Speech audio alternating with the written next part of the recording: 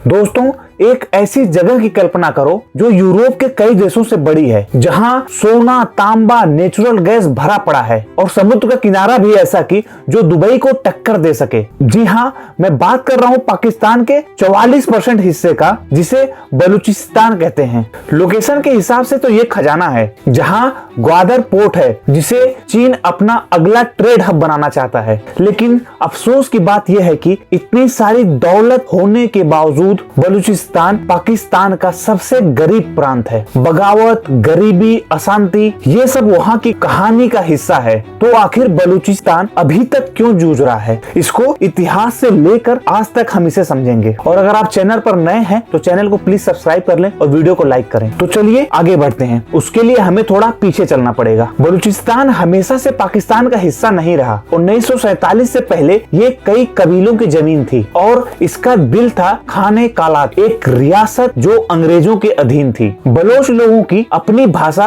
और अपनी अलग संस्कृति थी। लेकिन जब 1947 में भारत से अलग होकर पाकिस्तान बना तो उस समय सब उल्टा हो गया। कालात का खान आजादी चाहता था, लेकिन पाकिस्तान की आर्मी बलूचिस्तान पर कब्जा कर लेती है। फिर काफी बहस के बाद पाकिस्तान के संस्थापक मोहम्मद अली जिन्ना ने पहले तो बलूचिस्तान को एक स्वतंत्र आजाद राज्य के रूप में स्वीकार भी कर लिया और थोड़े दिन बलूचिस्तान आजाद भी रहा। लेकिन पाकिस्तान को बलूचिस्तान की भौगोलिक स्थिति बहुत ही महत्वपूर्ण लगती थी, क्योंकि जैसा हमने पहले बताया, बलूचिस्तान ईरान और अफगानिस्तान के बॉर्डर से जुड़ा हुआ है और यहाँ पर ग्वादर बंदरगाह भी है, जो पाकिस्तान के लिए रणनीतिक रूप से बहुत ही महत्वपूर्ण है। तो अब पाकिस्तान ने बलूचिस्तान को शामिल करने के लिए खाने कालात पर दबाव बनाना शुरू कर दिया। खाने कालात यानी कि जो बलूचिस्तान का राजा था या उस कबीले का राजा था, उसको खाने कालात कहते हैं। पाकिस्तान ने राजनीतिक और आर्थिक हथकंडे अपनाए। फिर भी जब कालात के शासक ने पाकिस्तान में शामिल होने से इनकार कर दिया, तो पाकिस्तान ने बलूचिस्तान पर कब्जे के लिए मार्च 1948 को अपनी सेना भेज दी और जबरदस्ती समझौते पर साइन करा लिए। तो इस तरह से बलूचिस्तान को पाकिस्तान में मिला दिया गया, क्योंकि यह एक जबरन विलय था जिसे बलोच के लोगों ने कभी भी स्वीकार नहीं किया। और फिर यहीं से बगावत की चिंगारी शुरू होती है। 1948 से लेकर आज तक बलूचिस्तान में कई बार पाकिस्तान के खिलाफ बगावत हो चुकी है। 1958, 1973 और 2004 में बहुत बड़े विद्रोह हुए, लेकिन पाकिस्तान की सेना ने उन्हें दबा दिया। फिर 2006 में बलोच के पूर्व मुख्यमंत्री और बलोचों के चहेते नेता नवाब अकबर बुगटी को पाकिस्तानियों ने मार डाला। पाकिस्तानियों से मेरा मतलब है पाकिस्तान की आर्मी ने, क्योंकि सन 2000 में जब बलूचिस्तान में अलगाववादी आंदोलन तेज हुए तो नवाब अकबर बुगटी इस आंदोलन का मुख्य चेहरा बन गए। तो फिर पाकिस्तान ने इन पर देशद्रोह का मुकदमा चलाया और इन्हें और इनके समर्थकों को बम से उड़ा देते हैं। इस हत्या ने बलूच अलगाववादी आंदोलन को और भड़का दिया। बलोच लिबरेशन आर्मी यानी BLA जैसे संगठन और भी ज्यादा आक्रामक हो गए और तब से जो विद्रोह चला आ रहा है वो अब तक शांत नहीं हुआ। जैसा अभी आपने पीछे ही देखा कि BLA ने पाकिस्तान की एक ट्रेन को ही हाईजैक कर लेते हैं और लगभग 200 पुलिसकर्मियों को उन्होंने मार दिया, ऐसी खबर है। अभी फिर हमारे दिमाग में आता है कि जब बलूचिस्तान में इतना खजाना भरा हुआ है तो इसका विकास क्यों नहीं हुआ। तो बलूचिस्तान को पीछे रखने वाली क्या वजह है, हम इनको 4 पॉइंट्स में समझेंगे, जिसमें से पहला पॉइंट है सियासी अस्थिरता और आवाज का ना होना। बलूचिस्तान पाकिस्तान की लगभग आधी जमीन है, लेकिन 342 सीटों वाली नेशनल असेंबली में इसके पास सिर्फ 17 सीटें हैं, यानी कि पूरे 5% से भी कम। वहाँ पर हर साल चुनाव में धांधली के इल्जाम लगते हैं और कहते हैं कि जो इस्लामाबाद के साथ रहता है वही जीतता है और बलोच नेताओं को किनारे लगा दिया जाता है। और इसका नतीजा ये है कि लोग अपने ही देश में अजनबी जैसा महसूस करते हैं। दूसरा पॉइंट है मानवाधिकारों का हनन और फौजी कार्रवाइयां। पाकिस्तानी फौज का जवाब हमेशा से सख्त रहा है। एक्टिविस्ट, स्टूडेंट, आम नागरिक सब अचानक से गायब हो जाते हैं। कहते हैं कि फौज उठा ले जाती है। वहाँ की एक संस्था Voice for Baloch Missing Person, इसका दावा है कि 7000 से अधिक लोग गायब हैं, जिसकी जिम्मेदारी सीधे सीधे लोग पाकिस्तान आर्मी पर डालते हैं और पाकिस्तान इससे इनकार करती है। और फौजी ऑपरेशन में कई गांव तबाह हुए और उनको बहुत ही टॉर्चर किया गया। वहाँ के लोगों की सोच है कि दबाव से बगावत बढ़ती है और बगावत से दबाव, तो इसलिए वो लोग बगावत करके सरकार के ऊपर दबाव बढ़ाना चाहते हैं। जिसमें से तीसरा पॉइंट है आर्थिक शोषण और पिछड़ापन। बलूचिस्तान से 40% नेचुरल गैस निकलती है। रेको डीक माइंस में सोना तांबा भरा हुआ है, फिर भी वहाँ गरीबी है। बच्चों की मौत की दर सबसे ज्यादा और पढ़ाई लिखाई सबसे कम। बलूचिस्तान का पैसा या फिर पंजाब जाता है या फिर विदेशी कंपनियों को जाता है, वहाँ के लोकल लोगों को कुछ नहीं मिलता। और इसमें सबसे बड़ा और अहम चौथा पॉइंट है CPEC, China Pakistan economic corridor. ये 62 मिलियन डॉलर की परियोजना है जिसे चीन की BRI यानी belt and road initiative company बना रही है। यह कॉरिडोर कश्मीरी गिलगित बाल्टिस्तान से लेकर बलूचिस्तान के ग्वादर पोर्ट तक जाता है और इस CPEC प्रोजेक्ट में बलूचिस्तान के संसाधनों का पूरा इस्तेमाल किया जा रहा है, लेकिन वहाँ के लोगों को कुछ भी नहीं मिल रहा है। ग्वादर और उसके आसपास इलाकों में बाहर से लाकर लोगों को बसाया जा रहा है और बलूच समुदाय के लोगों को उनकी ही जमीन से बेदखल कर दिया जा रहा है और इसकी वजह से बलूच के लोग वहाँ पर अल्पसंख्यक बनते जा रहे हैं। ग्वादर और बलूचिस्तान के कई हिस्सों में पाकिस्तानी सेना की तैनाती बढ़ा दी गई है और इस CPEC के जरिए चीन बलूचिस्तान पर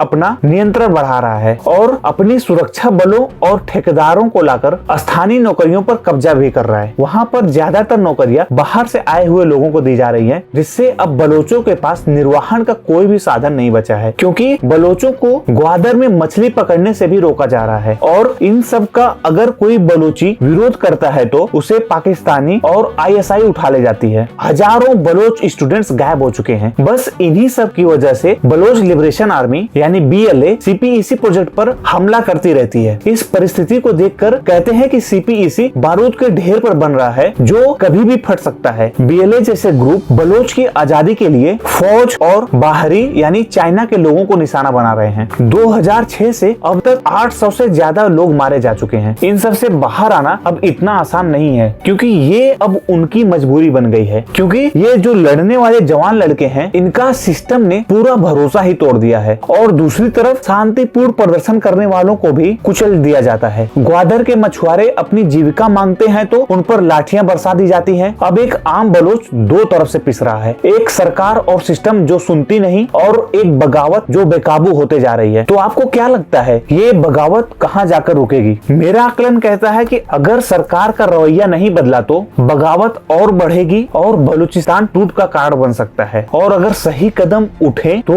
ये बगावत रुक भी सकती है। सही कदम जैसे कि पाकिस्तान को इसे सिर्फ सिक्योरिटी का मसला समझना बंद करना पड़ेगा, क्योंकि ये एक सियासी दिक्कत है। साफ चुनाव, असली आजादी और संसाधनों में हिस्सा दे तो शायद शांति आ जाए। दूसरा, पाकिस्तानी आर्मी को इनके खिलाफ सख्ती छोड़नी पड़ेगी और जितने लोग लापता हुए हैं या जिन्हें आर्मी उठाकर ले गई है उन्हें वापस करना होगा। और तीसरा, CPEC में तभी फायदा होगा जब वहाँ के लोकल लोगों को नौकरी मिलेगी। तो दोस्तों, बलूचिस्तान की कहानी बहुत ही दुख भरी है और आपका बलूचिस्तान के बारे में क्या ख्याल है कृपया कमेंट करके जरूर बताएं और इस वीडियो को लाइक करें और अगर चैनल पर नए हैं चैनल को सब्सक्राइब करना ना भूलें। धन्यवाद।